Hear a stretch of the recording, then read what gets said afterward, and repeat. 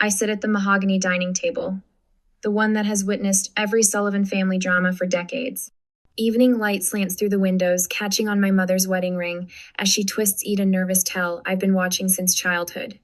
The familiar scent of lemon furniture polish mingles with my father's cologne. Tyler doesn't bother looking up from his phone. At 30, my brother has perfected the art of appearing disinterested in family emergencies while somehow remaining the central focus of them.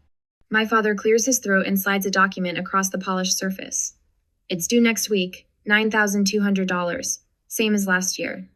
The property tax bill, of course. I recognize the county letterhead immediately, the same one I've been seeing twice yearly for the past 6 years. I reach for my checkbook with practiced resignation. The motion is so familiar it feels choreographed. Dad slides bill. I write check. Everyone pretends this is normal. Just another performance in the Sullivan family theater.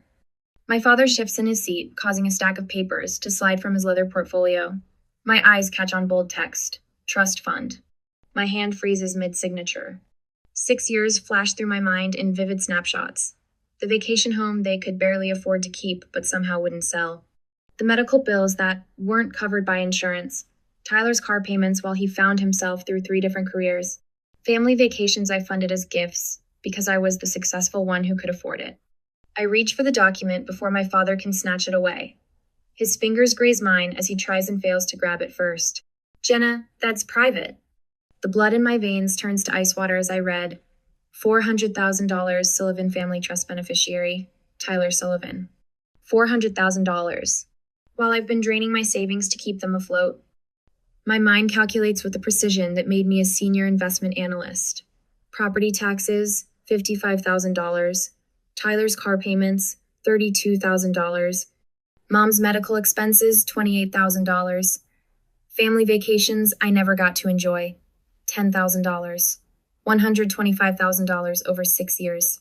$125,000 while they had a trust fund for Tyler. My hands tremble, the paper quivering between my fingers. Mom's eyes drop to the table in silent confirmation. The shame radiating from her posture tells me everything I need to know. Tyler finally looks up from his phone. Confusion flickers across his face, then morphs into something more troubling: guilt. He knows. He's always known. You were never supposed to see that. My father's voice sounds strange, hollow, and hard simultaneously. I try to swallow, but my throat constricts. And you were never supposed to lie to me for 6 years. The chair scrapes against hardwood as I stand. The sound rings through the room like a warning bell. I look down at the property tax check, my signature half completed. With one fluid motion, I tear it in half, then quarters, then eighths. The pieces flutter to the table like confetti. Silence stretches between us, thick enough to choke on. My father's face reddens that dangerous shade I recognized from childhood when things weren't going his way. After everything we've done for you? A laugh escapes me, too sharp to be humorous. What exactly have you done for me? The question hangs in the air, unanswerable. I gather my purse and keys with deliberate calm. The walls of this house suddenly feel too close. The family portraits on the walls like strangers watching an intruder. Where are you going? My mother's voice wavers. Jenna, please. I'm going home. The words taste foreign and true simultaneously. This house hasn't been home for a long time. Tyler stands, reaching toward me. Sis, wait. I step back, avoiding his touch. Don't.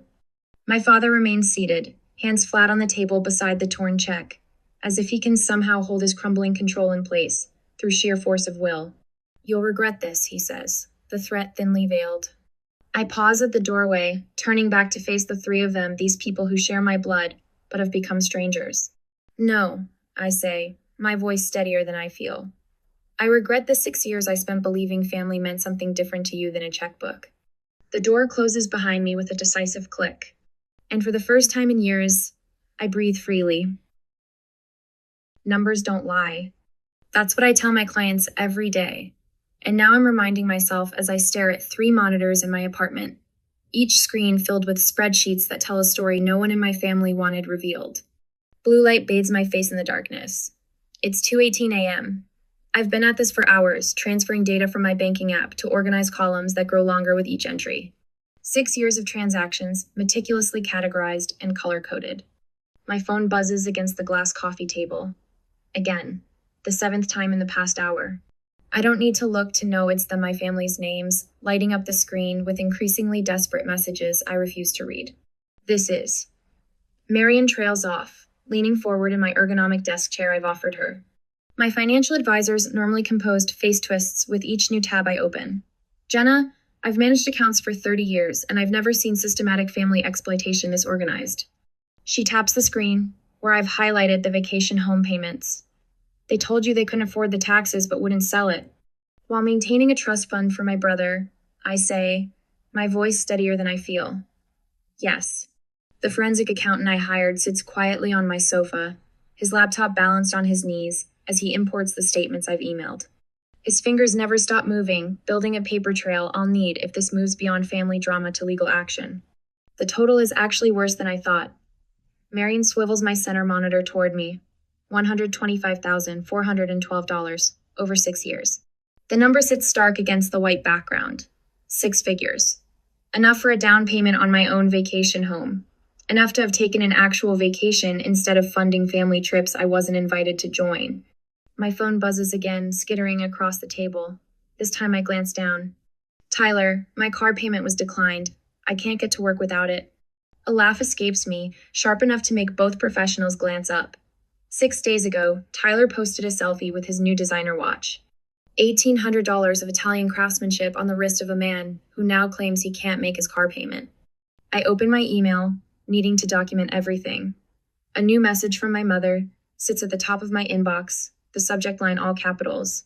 Please read immediately. Jenna, we might lose the vacation home. Is that what you want? Your father is beside himself. All these years we've supported you. And this is how you repay us? Please reconsider what you're doing to this family. Mom, supported me? I click over to Instagram, scrolling to find the proof I need. There it is, a photo from last summer.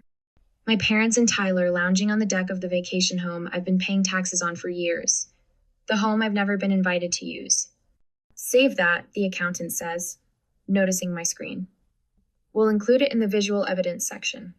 My voicemail icon flashes. 3 new messages. I select the first one, putting it on speaker. You're being selfish, Jenna. My father's voice fills the room, tension vibrating in every syllable. This family has always supported you. Your mother is beside herself. You need to remember where your loyalties lie. Call us immediately. Always supported you? Marion's eyebrows arch as she pulls up another spreadsheet. According to these comparison charts I've drafted, your financial contributions to the family over 6 years total, $125,412, while documented support received from them is. She squints at the screen, exactly $0. Add the trust fund document here, I tell her, sending over the scanned copy I'd made before leaving my parents' house. Highlight the date it was established. The document appears on her screen. Key sections now marked in yellow: established date, amount, and sole beneficiary. Tyler Sullivan. The date coincides with my 2nd year of college, when I was working 2 jobs while being told the family couldn't help with tuition. My phone rings again. Unknown number. I almost decline it until something makes me answer. Jenna, it's Aunt Rebecca. My father's sister. We've never been close. Your father isn't telling us the whole story, is he? Her voice sounds carefully neutral. He sent an email to the entire extended family for Sunday. Says you've abandoned your responsibilities. I pull up my email on the 3rd monitor. There it is, forwarded by a cousin who clearly thought I'd already seen it. Emergency family meeting Sunday at 2 p.m. Jenna's abandonment of her responsibilities must be addressed. Attendance mandatory for all Sullivan family members. He's gathering the extended family to turn them against you. Aunt Rebecca continues. I thought you should know. After we hang up, a text comes through from Dr. Winters, my therapist who agreed to an emergency session this morning. Remember what we discussed, Jenna. Family obligation doesn't mean financial exploitation. Setting boundaries isn't betrayal, it's self-preservation. See you at 10. A knock at my door startles me. It's nearly 3 in the morning. Who would... Jenna? Claire's voice carries through the door. I saw your lights on from the street. I brought Thai food. My oldest friend stands in the hallway, holding a plastic bag that smells of lemongrass and garlic. Her hair is piled messily on top of her head. Yoga pants and sweatshirt suggesting she was home for the night when she decided to check on me. Sorry to barge in, she says as I step aside to let her enter. She stopped short at the sight of my late-night financial war room. Whoa. Marion and the accountant excused themselves after quick introductions, promising to email their completed findings tomorrow. As the door closes behind them, Claire places the food on my kitchen counter and turns to me. I always thought something was off with how they treated you, she says, pulling containers from the bag. The way your parents talked about money around you versus how they spent it on Tyler. You saw it before I did. I reached for plates in the cabinet. Why didn't you say something? Would you have believed me? She hands me a container of pad thai. Family blinds us. We defend them even when they're bleeding us dry. My email chimes from my laptop, Michael from work, responding to my late-night message asking for legal advice. Happy to look over everything pro bono. Family financial exploitation is more common than you think. My sister went through something similar last year. Send me what you have, and we'll build an ironclad case. The accountant has already sent his first draft of professional document with sections for each category of financial support I've provided. Bank statements organized chronologically.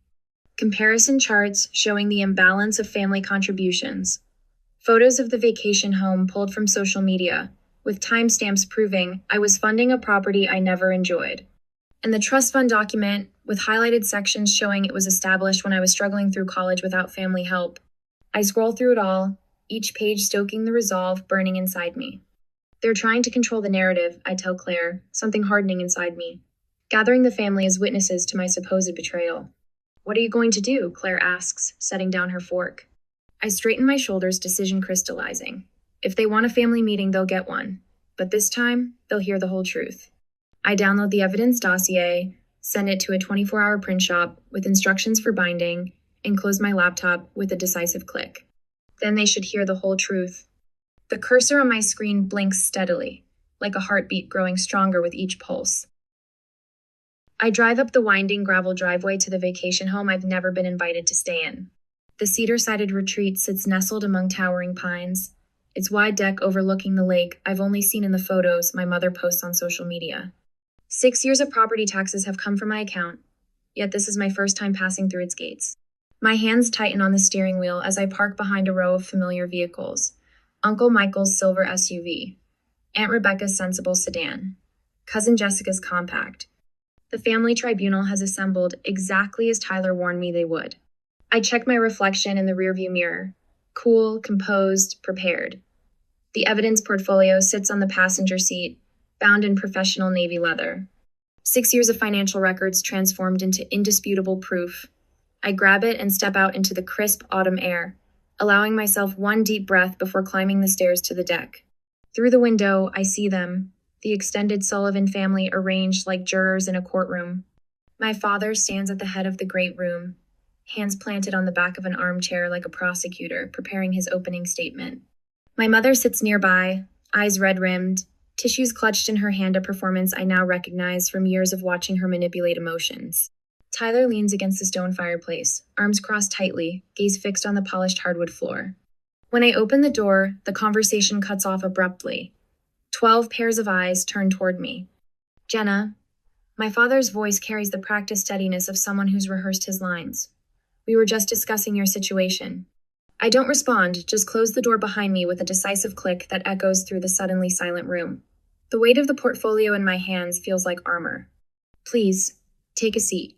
He gestures to an isolated chair positioned like an interrogation target. I remain standing. I'll stand for now, thank you. My father clears his throat and surveys his assembled audience, making sure all attention is focused where he wants it. As I was explaining to everyone, Jenna has always been blessed with financial success while the rest of us struggled. His voice takes on the patronizing tone he reserves for explaining things he believes others couldn't possibly understand.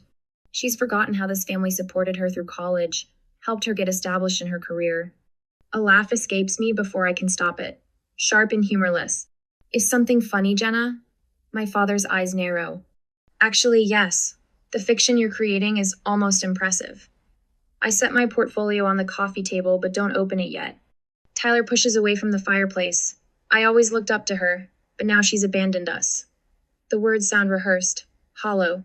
He can't quite meet my eyes as he speaks, just when Mom and Dad need her most. I notice Aunt Rebecca's eyebrow arch skeptically. She's always been the family pragmatist, the one who asks uncomfortable questions at holiday dinners. Her eyes lock with mine for a moment, not hostile, but assessing. My father continues building his case. Jenna has decided that family obligation means nothing, that the sacrifices we made— What sacrifices exactly? I interrupt, my voice steady, despite the adrenaline coursing through me. I'd like to hear specifically what sacrifices you made for me. He falters for a moment, then recovers. We gave you everything. I think it's time we all looked at the actual numbers. I open the portfolio and begin distributing the bound financial summaries I've prepared done for each family member. The methodical sound of papers sliding across the coffee table punctuates the tense silence. My father moves to intercept them. This isn't necessary. It's completely necessary. I press a button on my phone, and the portable projector I positioned earlier flickers to life, casting a spreadsheet onto the living room wall. I've paid $125,000 to support this family over 6 years, while a $400,000 trust fund was hidden from me. The gasps are audible. Uncle Michael picks up his summary, adjusting his reading glasses to examine the figures more closely. These are. He looks up at my father. Is this true, Robert? My father's face flushes crimson. You're taking things out of context. The context is quite clear. I tap the screen, advancing to the next slide. Property taxes on this vacation home. Tyler's car payments. Mom's supposed medical expenses that weren't covered by insurance. Family vacations I funded but was too busy working to attend. Aunt Rebecca rises from her seat and moves beside me, taking in the projected figures. My God, Robert, what have you been doing? My mother's carefully crafted tears dry up as she realizes her performance isn't working. Real panic flashes across her face as the room's sympathies visibly shift. Tyler's face burns with shame as the slide detailing his expenses appears. 3 car payments. Graduate school application fees for programs he never completed. Monthly allowance disguised as temporary help while he found himself. Jenna, you don't understand. My mother attempts. We never meant. You meant exactly this. I advance to the final slide. The trust fund document enlarged to show every detail. You meant to use me while protecting Tyler. You meant to drain my citing this. Uncle Michael stands, his tall frame imposing as he turns to my father. I trusted you with Dad's inheritance. This isn't what he would have wanted. My father doesn't respond. He snatches his coat from the rack and storms out, the front door slamming behind him hard enough to rattle the windows. The silence that follows feels like the aftermath of a storm. Then Aunt Rebecca sits beside me on the arm of my chair, her hand coming to rest on my shoulder in silent support. One by one, extended family members approach with variations of the same message. We had no idea. We're so sorry. We believed them. My mother's face crumples, not in performance but in genuine distress, as her carefully constructed narrative collapses around her. For the first time, I see real tears, not the tactical ones she's deployed throughout my life. Tyler steps forward, hands shoved deep in his pockets. I didn't know how much you were paying, I swear, Jenna. I knew about the trust, but Dad said it was from Grandpa, specifically for me, and that he struggles, that you had your own. Don't. I hold up my hand. Not now. Aunt Rebecca squeezes my shoulder. What do you want from them, Jenna? Restitution? I look around at the family members who've been misled about me for years, at my mother who can't meet my eyes, at Tyler who looks like he might be sick. I stand, gathering my materials with deliberate calm. I'm not asking for the money back. The words come out stronger than I feel. I'm setting myself free. For the first time, in 6 years maybe, in my entire life, I stand taller than the weight of Sullivan family expectations. When financial manipulation is exposed, families often fragment along unexpected lines. The fallout from my revelation continues in ways nobody predicted, least of all my brother Tyler, whose next move will completely transform the family dynamic. I've spent the week in a strange, peaceful limbo. My apartment feels different, somehow not physically changed, but as if the air itself has lightened. For the first time in years, I wake without immediately checking my phone for desperate financial texts from my family. No urgent calls about overdue bills. No voicemails from my father. No carefully worded requests from my mother. Freedom, I realize, isn't just financial. It's the weight that's been lifted from my chest. I sip my morning coffee by the window, watching the city below come alive. The notification appears on my phone with a soft chime. Account authorization terminated, Sullivan Lake House Management. They've removed my access to the family accounts. I should feel insulted. Instead, a smile tugs at my lips. Let them figure out their own financial mess. The emails from extended family have been pouring in since Sunday's confrontation. Uncle Michael sent a lengthy apology for believing my father's narrative all these years. Cousin Sarah shared her own story of manipulation smaller scale, but the same tactics. Even my grandmother called, her voice wavering with something between shame and pride. And then, the text I never expected. Can we talk? Alone? Tyler? I stare at my brother's message for a full 5 minutes before responding with an address and time. Not my home. I'm not ready to let him into my sanctuary, but a neutral coffee shop downtown. I arrived 20 minutes early to secure the corner table with its back to the wall and clear view of the entrance. Old habits. I order a black coffee and wait, watching the door with a steadiness I don't feel.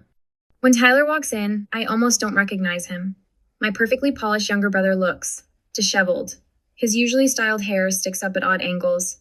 His designer shirt is wrinkled. Dark circles shadow his eyes, making him look older than 30. He spots me and freezes for a moment before approaching with uncharacteristic hesitation. He doesn't order anything. "Jenna," he says, sliding into the seat across from me. "Tyler." The silence stretches between us like a tightrope. Neither of us seems willing to take the first step. "You look like hell," I finally observe, wrapping my hands around my coffee mug. He attempts a smile that doesn't reach his eyes. "Haven't been sleeping much." Another silence. His fingers drum nervously on the table, a habit from childhood that appears when he's truly stressed. "I don't know how to start this," he admits. "Try the beginning." He swallows hard, then reaches into his messenger bag and pulls out a folder. His hands shake slightly as he slides it across the table. Cautiously, I open it, half expecting another betrayal. Instead, I find bank statements. Recent ones. Large withdrawals and a payment confirmation to the county tax assessor's office. "You paid the lake house taxes," I say, looking up at him. He nods, his eyes finally meeting mine. "It was never right that you were paying them." "I never knew how much you were contributing while I took from the trust fund," Tyler says, his voice barely above a whisper. "Dad always made it sound like you were just helping out occasionally." I say nothing, letting him continue. "I felt entitled to everything. The trust fund, the support, all of it." He runs his hand through his already messy hair. "I judged you for being so independent while I was taking everything I could get." I take a sip of coffee, trying to process this unexpected vulnerability from my brother. "I've been meeting with the financial advisor," he continues, going through all the accounts, seeing the full picture for the first time. He winces. "I was given everything you had to fight for." The words hang between us, honest in a way we've never been. "I'm sorry, Jenna." His voice cracks. "I'm truly sorry." It's the first genuine apology I've received from anyone in my family. Something tight in my chest loosens slightly. "I want to transfer 30% ownership of the lake house to you," Tyler says, pulling more papers from the folder. Legal documents already prepared. I blink in surprise. "What?" "You've paid for it for years. You should own part of it." I stare at the paper's official transfer documents with spaces for signatures. "Did Dad approve this?" I ask, already knowing the answer. Tyler laughs, a short, bitter sound. "Number. It's my name on the deed, too. The trust fund bought half of it when I turned 25. I don't need his permission." I scan the documents slowly, looking for a catch, a trap, some hidden manipulation. "You don't have to decide right now," he says, watching my hesitation. "Take the papers, review them with your lawyer." My skepticism must show on my face. "I know you don't trust me," he adds quietly. "You shouldn't. I haven't earned it." I close the folder, neither accepting nor rejecting his offer. "Why now, Tyler?" He looks down at his hands. "Because I never had to work for anything in my life until this week. And I've never seen Dad as clearly as I did when he started calling me a traitor for paying the taxes myself. For the first time in our adult lives, I glimpse what a real relationship with my brother might look like. Dad's fury arrives via 11 missed calls and a voicemail, so rage-filled I delete it halfway through. Mom's approach is softer, tentative text suggesting family healing and moving forward together. I leave both unanswered. Word spreads quickly through the extended family. Aunt Rebecca calls to tell me she's proud of Tyler for finally growing up. Uncle Michael emails to say we should all go to the lake house together this summer, since you're both owners now. When my brother texts me a screenshot of Dad's latest threat to cut him off financially, I respond with a simple, "You'll survive." I did. His reply comes a minute later. "I know. Maybe you can teach me how." Something fundamental has shifted. The balance of power in the Sullivan family has permanently altered. And for the first time, I'm not facing them alone. The gift basket arrives at exactly 10 a.m. on a Tuesday. Premium chocolates, imported cheeses, a bottle of Pinot Noir my father's transparent attempt at luxury bribery. The cream-colored card tucked between cellophane and ribbon displays his precise handwriting. Family reconciliation dinner. Vincenzo's, Saturday at 7 p.m. Complete honesty going forward. I trace my finger over complete honesty, the irony burning like acid reflux. Vincenzo's, where we celebrated every Sullivan milestone until I became the family ATM. The restaurant where my parents announced Tyler's college acceptance while ignoring my promotion. The place where my father once proclaimed, "Family is everything," while secretly establishing a trust fund that excluded me. My phone buzzes with Tyler's text. "Got the basket too. We need to talk first." 3 hours later, we sit in my apartment, sunlight streaming through windows onto the list I've drafted. Tyler studies it, his expression uncharacteristically serious. Mandatory family therapy? He taps that line with his index finger. Dad will explode. That's non-negotiable. I adjust my posture, spine straight against the chair back. If they want any relationship with me, they need to understand why what they did was wrong. Tyler nods slowly. The vacation home transfer helped, but it's not enough, is it? It's a start. I take a sip of water, my throat suddenly dry. But money isn't the real issue anymore. My therapist's words echo in my mind. This dinner isn't about forgiveness, it's about establishing who controls the narrative going forward. Tyler leans forward. What if they refuse your terms? Then we leave. The simplicity of my response surprises even me. 6 months ago, I couldn't imagine setting ultimatums with my parents. Now I can't imagine not doing so. We, Tyler repeats, a hint of a smile forming. United Front? I nod. United Front. Vincenzo's private dining room smells like garlic and old memories. Crystal chandeliers cast honeyed light across white tablecloths. My father adjusts his tie repeated yet nervous tell I've never seen before. My mother's eyes widen when I walk in, genuine relief washing over her face. She half rises from her chair, then hesitates, uncertain of her welcome. Tyler enters behind me, his hand briefly touching my shoulder, our agreed signal that he remembers our strategy. You came. My father's smile stops at his mouth, never reaching his eyes. We were beginning to worry. Traffic? I lie. Though the real reason was sitting in my car for 10 extra minutes, rehearsing my boundaries while gripping the steering wheel. A server pours water into crystal glasses. The quiet clink of ice cubes punctuates the silence stretching between us. My father clears his throat. Jenna, Tyler, your mother, and I have given the past few months considerable thought. Here it comes, I think. Watching him slide into the performance I've witnessed countless times, the reasonable patriarch resolving family squabbles. Family misunderstandings happen, he continues, his voice measured and practiced. Perhaps we haven't communicated as clearly as we should have about financial matters. My mother reaches across the table, not quite touching my hand. We just want to move forward together, as a family. I watch her eyes fill with tears, the same tears that once convinced me to write checks for emergencies that funded Tyler's lifestyle. The performance that silenced my questions for 6 years. Tyler shifts beside me. I sense his discomfort, the script deviating from what he expected. My father continues, the trust was always meant to benefit both of you eventually. It was simply structured. I'm not here to pretend it didn't happen. My voice cuts through his explanation like shears through ribbon. I'm here to establish how things will be from now on. The silence that follows feels like the moment before lightning strikes. I remove a folded document from my purse and place it on the table between us. These are my terms for moving forward. My father stares at the paper as if it might bite him. Your terms? Yes. I unfold it and slide it toward them. 4 conditions. My mother picks it up with trembling fingers. My father leans in to read over her shoulder, his complexion darkening with each line. Complete financial separation, he sputters. What exactly does that mean? It means I won't contribute to family expenses unless we've discussed and agreed upon them in advance, with clear terms for repayment. I maintain eye contact despite the urge to look away.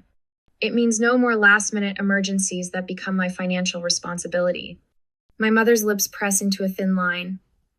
Family helps family, Jenna. Yes, I agree, but help goes both ways. Which brings me to condition 2 mandatory family therapy before any discussion of trust restoration. My father's hand flattens against the table. We don't need some stranger telling us. 3. I continue as if he hadn't spoken. Equal treatment between siblings going forward. Any financial assistance, gifts, or support offered to one must be offered to both. Tyler straightens beside me, his presence a silent affirmation. And finally, public acknowledgement of the past favoritism to the extended family. No more pretending I've been an equal beneficiary of family support. My father's face hardens into granite. This is ridiculous. You can't dictate. I'm not dictating how you treat family. I clarify, my voice steadier than my heartbeat. I'm dictating the conditions under which I remain part of this one. My mother's hand covers her mouth. My father's knuckles whiten around his water glass. In the silence that follows, I realize something fundamental has shifted. For decades, they've held all the power in our family. Now, watching them process the reality that these aren't suggestions but requirements, I understand they're experiencing something entirely new in our relationship. The awareness that they might lose me forever. And for the first time in my adult life, I'm not afraid of that possibility. 6 months. That's how long it's been since I tore up that property tax check and walked away from my family's web of lies. The summer sun warms my shoulders as I step onto the deck of the vacation home, at least partially. The deed in my name for the 30% ownership Tyler transferred to me sits framed in my apartment office. I run my fingers along the weathered railing, feeling the grain of wood I've paid for over years, but never touched until 2 months ago.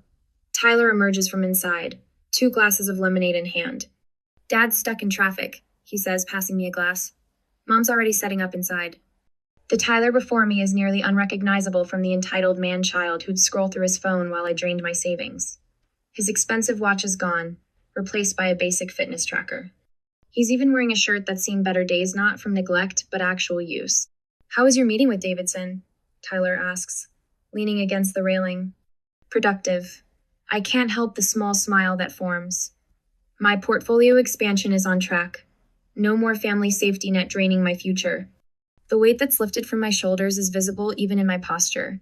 My investment advisor commented on it last week how I stand taller now, how my voice carries more confidence when discussing my financial goals. The plans for my own vacation property in the mountains are nearly finalized, something I would have never considered while bankrolling everyone else's dreams. I hear tires on gravel and my shoulders tense reflexively. My father's silver Lexus car I once helped pay 4 pulls in beside my practical hybrid. I straighten my spine and take a deeper breath. Remember, Tyler murmurs, he agreed to the rules. Those rules came through 6 months of excruciating family therapy. Dr. Levinson didn't flinch when my father stormed out of our 3rd session after being confronted with his blatant favoritism. She simply waited until the following week when he grudgingly returned. My mother's tears during session 5 seemed genuine for once, especially when Dr. Levinson traced the enabling patterns back to her own childhood. The generational patterns are powerful, Dr. Levinson had explained. Your grandfather did the same with your uncle. Inside, my mother arranges a vegetable platter with careful precision. When she sees me, her hands pause. The therapy has stripped away most of her performative tears. What remains is something quieter, more genuine. Jenna. She steps forward, stops herself from an automatic hug I'm not ready for, and simply nods. Thank you for hosting us today. That's new acknowledging that we're in my space, on my terms. I didn't expect this dinner to be at the vacation home until I suggested it. Testing boundaries, Dr. Levinson called it. My father enters behind me, his footsteps heavy on the hardwood. The silence between us has weight. The deck looks good, he finally says, awkwardly gesturing outside. That new stain. It's not an apology. Those came painfully, sparingly, during therapy sessions where Dr. Levinson extracted them like teeth. But it's acknowledgement of something I care about the first in decades. We move to the dining table, not mahogany, not the scene of betrayal. This one is pine, selected by Tyler and me when we renovated the main room with my partial ownership funds. So, my father says as we settle in, clearing his throat. Meridian Capital's acquisition made the business section. Your team was mentioned. I nearly dropped my fork. In 35 years, he's never voluntarily brought up my work without dismissing it. I meet Tyler's eyes briefly, see the hint of a smile. This is new territory for all of us. Yes, I reply carefully. The merger goes through next quarter. I'm overseeing the portfolio transition. That's impressive, Jenna, my mother says, and I can almost believe she means it. The conversation shifts to future plans rather than past grievances. Tyler discusses his volunteer work. My father describes a retirement timeline without once implying I should fund it. None of it would have seemed possible a year ago. After dinner, I excuse myself to the deck as they clear dishes. From my tote bag, I withdraw the leather-bound book, my family ledger, as I've come to call it. 6 years of transactions, betrayals, and receipts meticulously documented. Tomorrow I meet with the foundation director about establishing the Sullivan Women's Financial Independence Scholarship. Next week, the support group I started for adults navigating family financial exploitation will welcome 3 new members, bringing our total to 15. My boundaries remain firmly in place despite the cautious reconciliation other lesson from therapy. I open the ledger one last time, feeling its familiar weight. The breeze ruffles pages filled with my precise handwriting, numbers that once represented my family's hold over me. Some debts can never be repaid, I whisper to myself, but they can be forgiven. I close the book decisively, feeling the soft thud of pages meeting. Not forgotten, but released from its power to control me. Tyler joins me, leaning against the railing. You good? I'm getting there, I say, and for the first time in years, it's not a lie. The sun sets over the lake, painting the water in golds and purples. I leave the ledger on the deck table and walk toward the shoreline. For once, I don't calculate what this moment costs. I stand frozen in my doorway, the mail clutched in my trembling hand, unable to move or breathe or think. The late afternoon sun casts long shadows across my meticulously swept porch, highlighting the stark line where my property ends and the chaos begins. Dog toys scatter the lawn like landmines. Weeds choke my carefully planted marigolds, and there, dominating what was once my peaceful side yard, sits Monica's trailer, a monument to my greatest mistake. But it's the paper in my hand that turns my blood to ice water. Final warning, account number 4,582 overdue. I stare at the bold red letters, my mind refusing to process their meaning. The envelope is addressed to me, Samantha Blake, but the account number is unfamiliar. The company name belongs to a credit card I've never owned.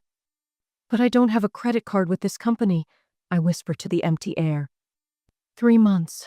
That's all it took for my life to unravel like a cheap sweater. I remember the night Monica showed up on my doorstep, her mascara creating dark rivers down her cheeks, her 3 children huddled behind her like frightened ducklings. Rain had plastered her hair to her head, and she clutched black garbage bags stuffed with what remained of their belongings. The storm had seemed like perfect dramatic timing, as if the universe itself was directing the scene for maximum impact. It's just until I get back on my feet after the divorce, she'd promised, her voice breaking in all the right places. Just a few weeks, Sammy. Please. I'd hesitated, my hand tight on the doorknob. Something in my gut had whispered caution, but how do you turn away your only sister and her children on a stormy night? How do you explain that cold feeling of dread that has no logical basis? You don't, so I'd stepped aside. Of course, I'd said, come in. It took exactly 8 days for the vulnerability to vanish from Monica's eyes, replaced by something I should have recognized sooner: entitlement. The way she draped herself across my couch, flipping through channels on my television, the casual way she helped herself to the food I'd carefully budgeted for the month. You know what would make this easier? Monica had suggested 2 weeks in, her voice light as she painted her nails at my kitchen table. We should streamline the bills, put everything under one name so we don't get confused. I remember nodding, grateful for what seemed like responsibility. What I didn't notice was how she never suggested using her name. Now my once peaceful home vibrates with constant noise. Cabinet doors slam at midnight. Unfamiliar children argue over cereal bowls I don't recognize. The bathroom I once kept spotless now sports mysterious stains and empty shampoo bottles. Meanwhile, the excuses pile up faster than the bills. I had an interview, but the pay was insulting. The kids need me right now. They're traumatized. That job wanted weekends. Who would watch the children? Each explanation sounds reasonable in isolation. Together, They form a pattern I've been too blind or too cowardly to acknowledge. I clutch the bill tighter, paper crinkling under my fingers. My parents' words from yesterday's phone call echo in my ears. "She's going through a rough time, Samantha," Dad had said, his tone carrying that familiar note of disappointment, as if I were still 10 years old, refusing to share my toys. "You've always been the responsible one," Mom added. "Can't you be a little understanding?" What they never see is how Monica performs for them, voice softening, eyes widening, the perfect portrait of a struggling single mother. What they never hear are the late-night parties when she thinks I'm asleep, the phone calls where she laughs about living rent-free. Last weekend, Diane canceled our monthly coffee date, the third friend, to find excuses not to visit since Monica arrived. "It's just a bit chaotic at your place now," she'd said delicately. I'd felt the walls closing in then, but nothing compared to this moment. Last night, I'd found them while taking out the recycling empty liquor bottles hidden under crumpled newspaper. Expensive brands I could never afford, purchased the same day Monica claimed she couldn't contribute to the water bill because she was completely broke. I confronted her in the kitchen while her children slept. "You really think I'd let a few stupid bills ruin my fun?" She'd laughed, not even bothering to deny it. "Lighten up, Sammy. It's not the end of the world." But before I could respond, her oldest had appeared in the doorway, rubbing sleep-swollen eyes. "Mommy, is Aunt Sam being mean again?" And just like that, the argument ended, Monica scooping up her daughter, throwing me a triumphant glance over the child's shoulder. I retreat to my bedroom now, the only space still truly mine, and close the door with a quiet click. Sitting on the edge of my perfectly made bed, I spread the financial warning notice on my lap and trace the unfamiliar account number with my fingertip. A terrible suspicion takes root in my chest. This isn't just about unpaid bills or boundary violations or the slow colonization of my space. This is something far worse. And it's only just beginning. I spread my financial documents across the kitchen table at 5 a.m., the only hour Monica's chaos machine falls silent. The morning light hasn't yet cracked the horizon, and in this temporary stillness I can finally think. My hands shake as I type my credentials into the credit monitoring site I haven't checked in months. I've always been meticulous about my finance, regular payments, modest savings, credit score like a badge of honor. The irony isn't lost on me. The screen refreshes and my blood turns to ice. "That's not possible," I whisper to the empty kitchen. An unfamiliar credit card shows a $12,000 balance. The company name matches the collection notice from yesterday. I click through to transaction details, my breath catching with each new revelation. A $400 charge at Nordstrom, $1,200 at Best Buy, $800 at Macy's. Dates align perfectly with Monica's sudden shopping sprees. The new designer bag she claimed was a gift from an old friend. The high-end laptop for her oldest, because the school requires it. The expensive clothes her children now wear to replace the shabby ones they arrived in. My stomach lurches. I've been robbed by my own blood.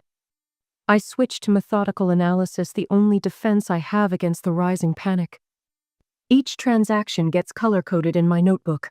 Red for purchases I've physically seen in Monica's possession, blue for dates when strange packages arrived, yellow for suspicious gaps in the mail delivery.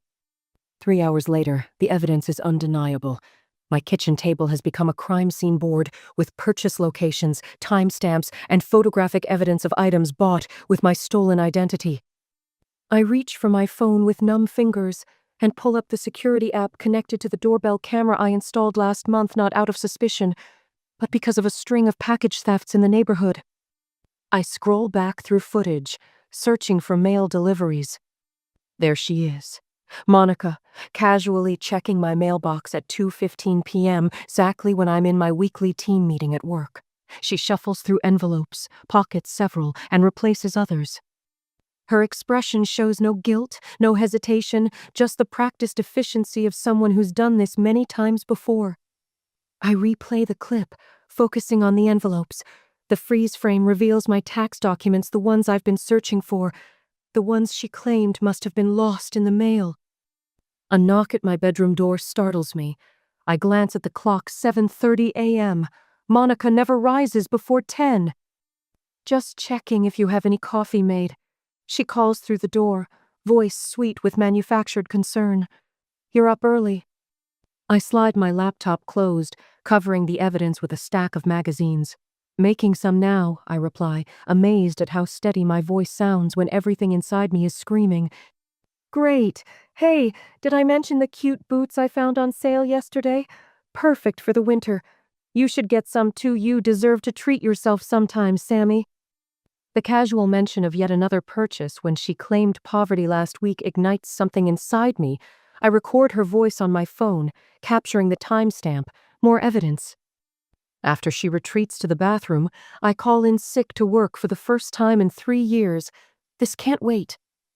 My first call is to the credit card company's fraud department. The representative's voice shifts from professional to sympathetic as I explain the situation.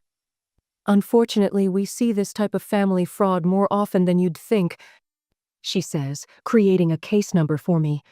The good news is you've caught it relatively early and have substantial evidence. My second call is to Monica's ex-husband, a conversation I've avoided for months out of misplaced loyalty. I wish I could say I'm surprised, he says after I explain the situation. His voice carries the weight of someone who's been through this before. She did the same to me, twice. That's why I finally left, not because I stopped loving her, but because I couldn't protect the kids if I couldn't even protect myself. He confirms what I'm beginning to understand. This isn't a desperate act of a struggling single mother. It's a calculated pattern, a diagnosis of bipolar disorder left untreated, financial exploitation disguised as survival.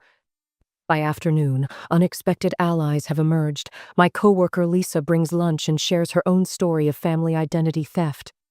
The neighbor across the street offers security footage showing Monica intercepting my mail multiple times. The bank manager flags my accounts with extra protection. I wait until evening, when the kids are distracted by tablets in their room. Monica lounges on my couch, the one I'm still making payments on, scrolling through her phone. I place the credit card statement on the coffee table between us. What's this? She asks, barely glancing up. $12,000 of debt in my name, for purchases you made. Her expression shifts instantly from disinterest to dismissal in a heartbeat. What's a few grand to you? You've always been so uptight about money. When my silence continues, her strategy pivots. Her eyes fill with tears, her voice breaks perfectly. I was desperate for the kids. After everything we've been through, how could you even think I'd... Don't. My voice is quiet but firm. They're running the security footage from Target right now, and Nordstrom, and the mailbox camera. It's all documented. On cue, her oldest appears in the doorway, clutching her teddy bear. Mommy, are you sad again? Monica opens her arms, the perfect portrait of a mother wronged. It's okay, sweetie. Aunt Sam is just having a hard time understanding how families help each other. I meet Monica's gaze over her daughter's head, something hardening inside me like concrete setting. This isn't just about money anymore, I say softly, and we both know it. Monica's voice carries through the thin walls of my house, her laughter sharp as broken glass. Don't worry, I've got her wrapped around my finger. She's not going anywhere. I stand motionless in the hallway, dinner plate cooling in my hands. The words slice through me, confirming what I've suspected for weeks. This isn't family helping family. This is predator and prey. I place the plate on the counter untouched and retreat to my bedroom, the only space still recognizably mine. 3 months ago, I would have confronted her, voice shaking, only to crumble under her tears. Tonight, I simply open my leather-bound notebook, the one I bought last week after discovering the fraudulent credit card, and make another entry. The 16th of April. Monica openly admits to manipulating me, claims to have me wrapped around her finger, said to unknown person on phone at 7:42 p.m. The page joins dozens of others' meticulously documented incidents, dates, times, and witnesses. My handwriting has grown steadier with each entry. Outside my window, Monica's trailer has sprouted an addition, a makeshift dog run where 3 mutts now bark at passing cars. The wooden fence I painted last summer has been partially dismantled, the planks repurposed to build a rickety doghouse. My carefully tended garden beds lie trampled, the spring bulbs I planted last fall crushed beneath carelessly discarded toys. I close the curtains and open my laptop. Tonight's research: identity theft laws in our state. I've become something of an expert over the past 2 weeks, staying up late after Monica and her children have gone to sleep. My eyes burn from lack of rest, but my mind has never been clearer. Aunt Sam doesn't want us to eat tonight. Monica's youngest whispers loudly enough for me to hear from the kitchen. I grip the refrigerator door, knuckles white. It's not that I don't want you to eat, I say evenly, closing the refrigerator. It's that the grocery money I gave your mom last week was supposed to last until Friday. Monica appears in the doorway, arms crossed. She's wearing a new blouse I've never seen, tags still attached and partially hidden under her hair. Way to make my kids feel like a burden, Sam. Her voice drips with practiced hurt. They're growing children, they can't help being hungry. I meet her gaze directly. No. The single word hangs between us. Monica's eyes widen slightly. What do you mean, no? She laughs, but there's uncertainty in it. I mean no, I'm not giving you more grocery money. The $200 I gave you 6 days ago should have been more than sufficient. My voice remains steady, almost clinical. Seriously? You're going to be this petty? Fine. She turns to her son. Guess we'll have to figure something out, sweetie. Aunt Sam's having one of her moments. But I notice something new. A flicker of unease crosses her face when I don't immediately backpedal or apologize. I return to chopping vegetables for my own dinner, the knife blade reflecting the kitchen light with each decisive cut. You cannot possibly expect me to believe that your sister would deliberately steal your identity. My mother's voice crackles through the phone. She's going through a difficult time, Samantha. I sit in my car outside the law office, 15 minutes early for my appointment. Mom, I have the evidence. I've shown you the credit card statements.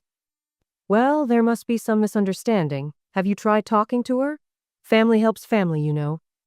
I watch a young couple emerge from the attorney's office, the woman clutching papers to her chest. I wonder what crisis brought them here. Mom, did Mrs. Carroll from across the street call you? My mother hesitates. She might have mentioned running into you and Monica at the supermarket yesterday. She said there seemed to be some tension.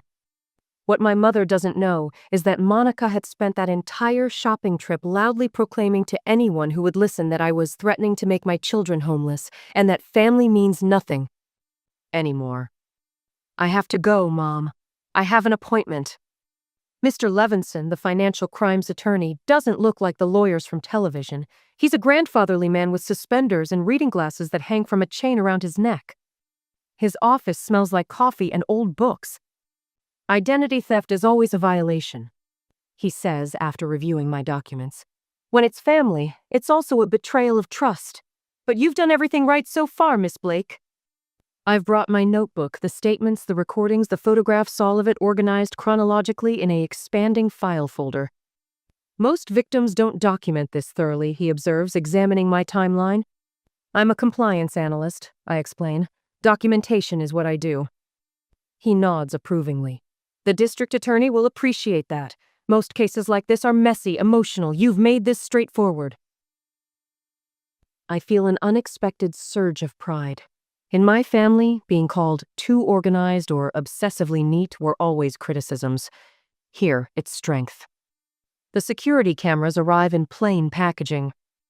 I install them myself on a Tuesday when Monica has taken her children to the community pool aimed at the front porch, one at the mailbox, and one discreetly covering the side yard where her trailer sits. The instruction manual is straightforward, and I follow it with the same precision I bring to my job. That evening, I receive notification on my phone when Monica checks my mailbox, rifling through letters before taking them to her trailer instead of bringing them to the house. I watch the footage 3 times, noting the time 5:37 p.m., another entry for my notebook. At the bank, I open new accounts at a different branch across town.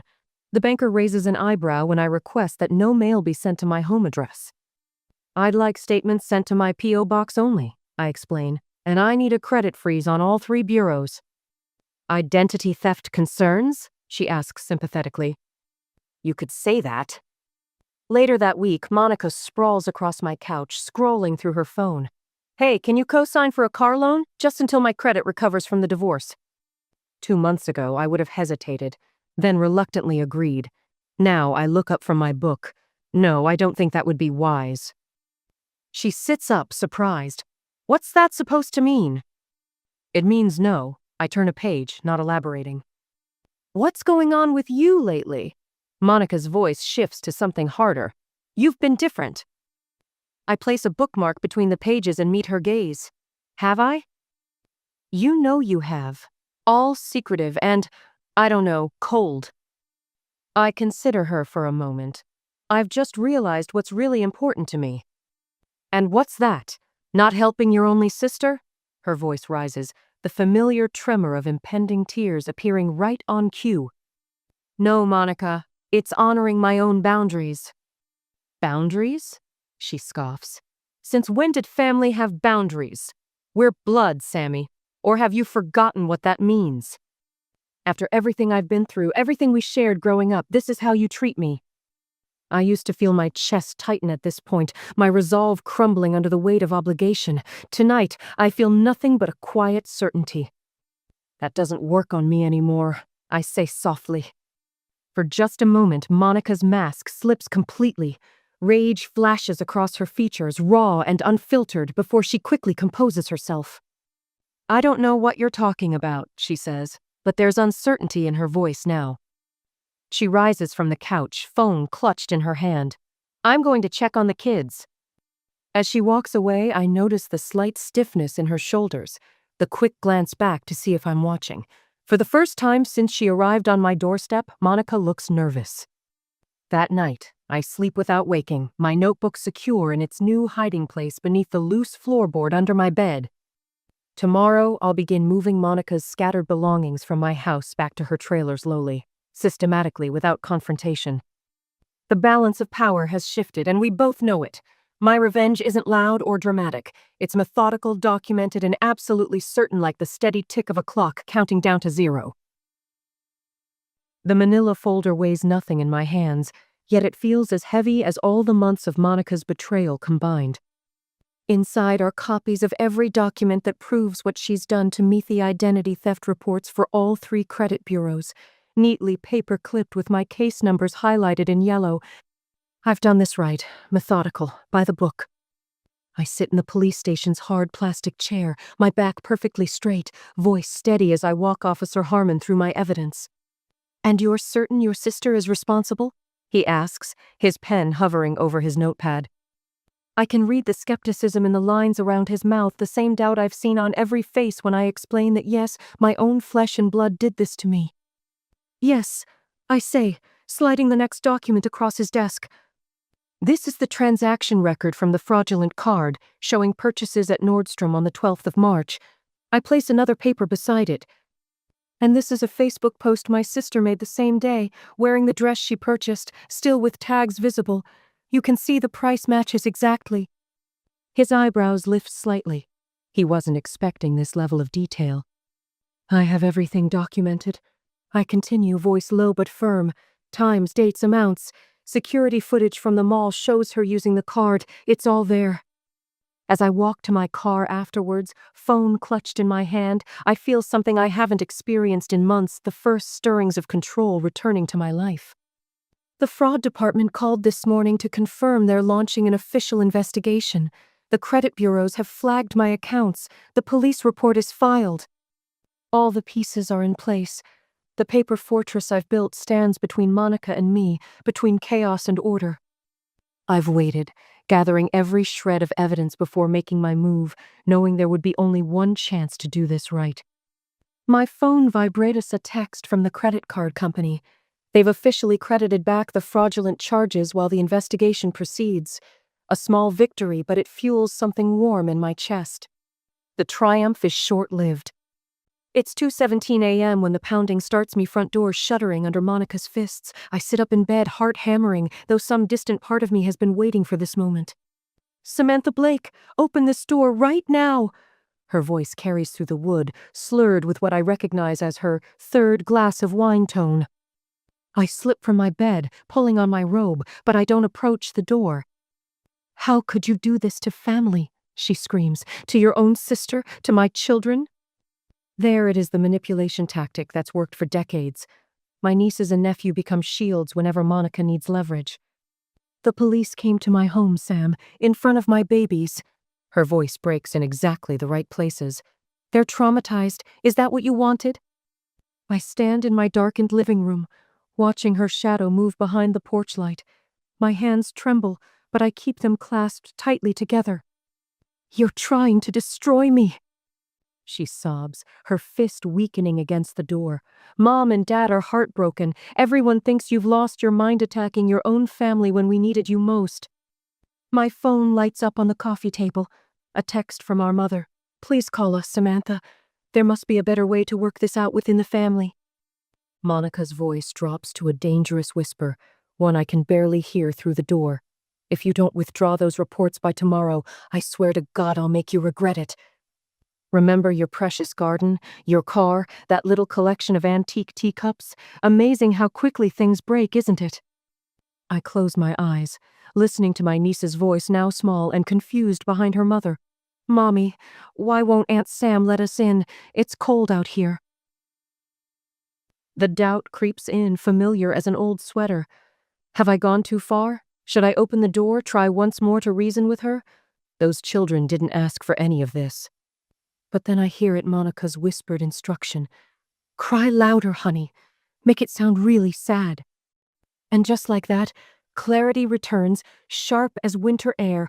I remember every calculated lie, every stolen dollar. Every moment my life was dismantled while I stood by, telling myself it was temporary. That family comes first. I pick up my phone, turn on the voice recorder app, and place it near the door. Each threat Monica utters feeds the evidence file that already bulges with proof of her betrayal. What she doesn't know is that this isn't just about me anymore. Yesterday, the fraud investigator called with news that left me lightheaded. Miss Blake, we've identified 6 other cases with the same pattern.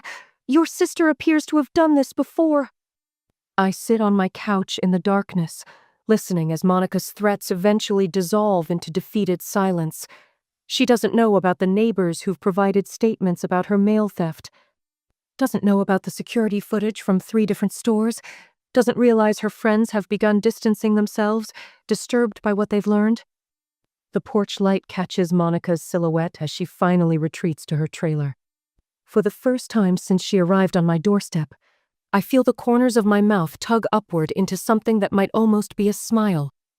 The paper fortress holds, and I am finally on the other side of it. I open my front door before Monica can knock a 3rd time. She stands on my porch, children arranged behind her like chess pieces, the youngest clutching a tattered stuffed rabbit, the oldest 2 with downcast eyes. Perfect little soldiers in her emotional war. 5 minutes, I say, not stepping aside to let them in. Monica's eyes widen, shimmering with tears that appear on command. Sammy, please! It's starting to rain! I glance at the clear blue sky overhead, then back at her face. A muscle twitches in my jaw, but I step aside. The children file past me, trained to move silently through my house now, leaving no fingerprints, making no demands, their new invisibility strategy another of Monica's tactics. I can fix this, Monica says once we're seated in my living room. The children are arranged on the floor near her feet, the youngest leaning against her leg. I've been thinking about it all night. My leather-bound notebook sits open on my lap, a shield of documentation between us. There's nothing to fix, I say. The investigation is already underway. But that's what I'm saying. Monica leans forward, her voice dropping to that conspiratorial whisper I've heard since childhood, the one that always preceded trouble. I'll pay everything back. Every penny. I've already called Mom and Dad about a loan. The lie slides across her lips with practiced ease. I checked with our parents this morning. There was no call. And I'll give you a written confession, she continues, the words tumbling out faster now. You can keep it in case I mean, not that I would ever, but just so you feel secure. I notice her oldest daughter watching her mother's performance, memorizing every nuance of manipulation for future use. The realization settles in my stomach like cold lead. It's too late for that, Monica. After everything we've been through together, her voice cracks perfectly on the last word. Remember when Dad lost his job and we shared that tiny bedroom for 3 years? Remember when I held your hand during Mom's surgery? God, Sammy, remember when you had that terrible breakup with David and I drove 6 hours just to bring you ice cream? Each memory lands like a precision strike, targeting the soft spots in my resolve that only a sibling could know. The difference is that now I see them as weapons, not connections. I remember, I say quietly. I also remember the $12,000 in fraudulent charges, the stolen mail, the lies to our parents. I was desperate. A single perfect tear tracks down her cheek. The kids needed. New gaming systems? Designer clothes? The $50 bottles of wine I found hidden under your trailer? My voice remains steady, my hand resting on my notebook. This isn't desperation, Monica. This is who you are. Her children shift uneasily, sensing the change in atmosphere, the middle one always the most perceptive inches away from her mother. So that's it? Monica's voice hardens. You're choosing money over family, over your own flesh and blood?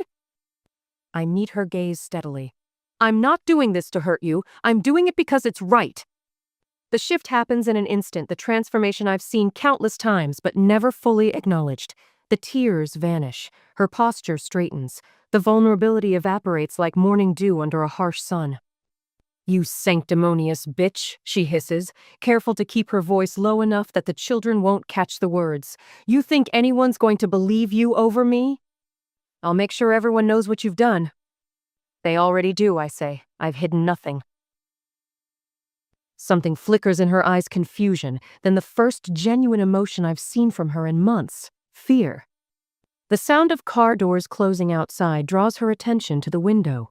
2 police cruisers pull up beside her trailer, officers stepping out with deliberate purpose. What did you do? She whispers. Nothing. This is what happens when actions have consequences. The officers approach my front door. The rhythmic knock echoes through the suddenly silent room.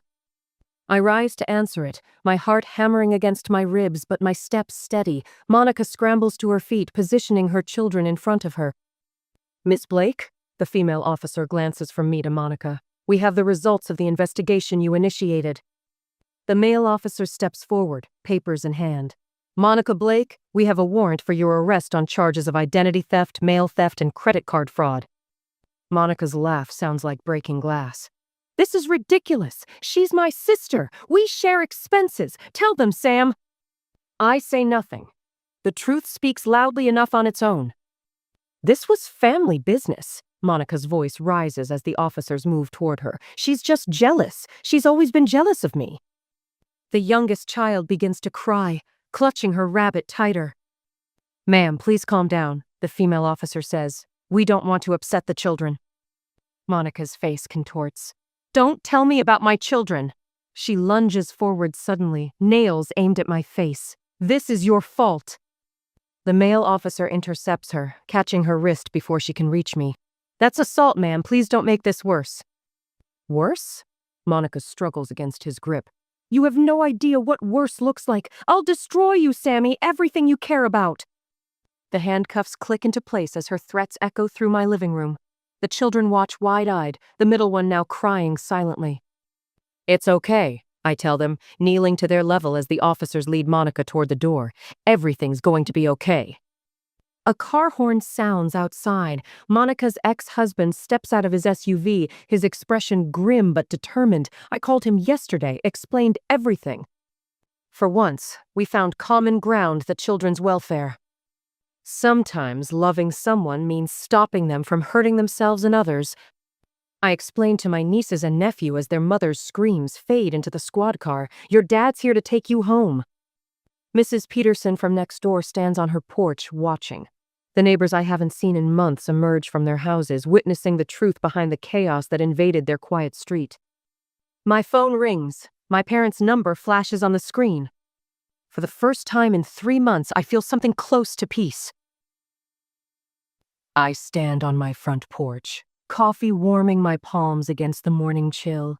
The spring sun crests over the horizon, painting my yard in hues of gold and amber. My yard, those 2 words still bring a smile I can feel in my bones. The fresh mulch around my flower beds smells of earth and possibility. 3 weeks of weekend labor transformed what had become a wasteland of trampled grass and scattered debris. The bare rectangle where Monica's trailer once squatted now boasts rows of marigolds and black-eyed Susan's defiant splashes of color, reclaiming what was taken. I take a long, slow sip of coffee, savoring both the bitter warmth and the profound silence.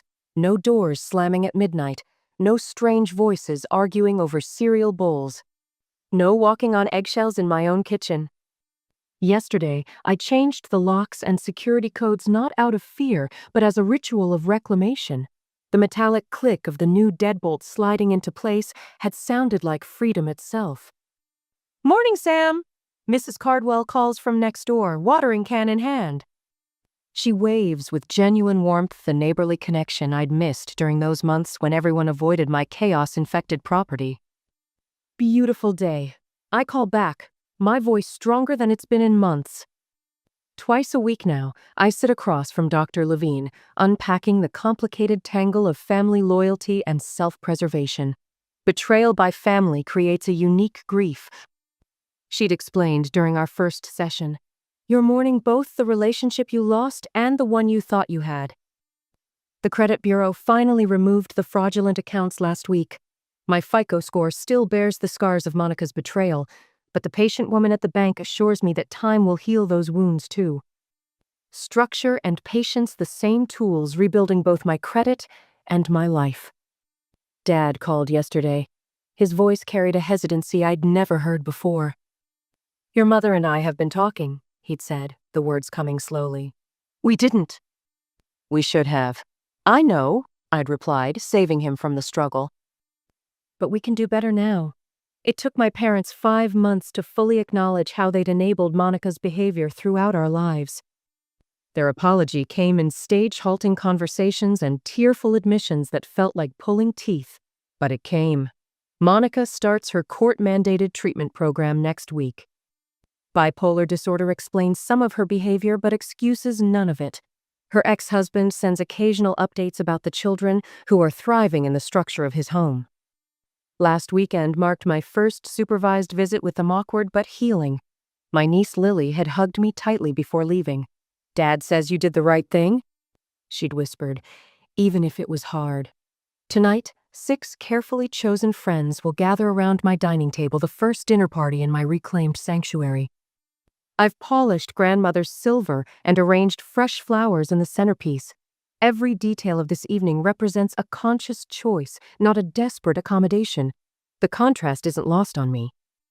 1 year ago, this same space was overtaken with Monica's chaos and washed dishes, scattered toys, and a constant soundtrack of arguments. Now, the gleaming surfaces and peaceful atmosphere testify to my reclaimed life. When everyone is seated, I'll raise my glass in the toast I've been rehearsing. To boundaries that protect and truths that heal. The leather-bound notebook that once documented Monica's abuses now holds recipes, garden plans, and a letter I received last week from Monica's oldest child, Lily. Dear Aunt Sam, she wrote in careful cursive. Dad says what you did was brave. He says sometimes the kindest thing is stopping someone from hurting themselves and others. I miss you and hope we can have more visits soon. Thank you for helping Mom get the help she needed. I keep that letter between pages documenting my work with the Identity Theft Victim Support Group. Last month, I shared my story there for the first time, how family obligation had blinded me to manipulation, how financial abuse can wear the mask of love. 3 people approached afterward, recognizing the patterns in their own lives. My painful experience now serves as a lighthouse, warning others away from dangerous shores. As the sun rises fully above the horizon, I take a final, satisfied look at my peaceful domain. The chaos has been exorcised, the sanctuary restored. I lift my coffee mug in a silent toast to the woman I've become, one who finally understands that sometimes real love requires hard boundaries. Sometimes freedom means choosing yourself, even when it means standing alone. The morning stretches before me, unscheduled and unhurried. I have nowhere to be until noon, no crisis to manage, no one's emotional weather to navigate but my own. Today marks 1 year of freedom, I whisper to the rising sun. And for the first time in my adult life, I am enough just as I am.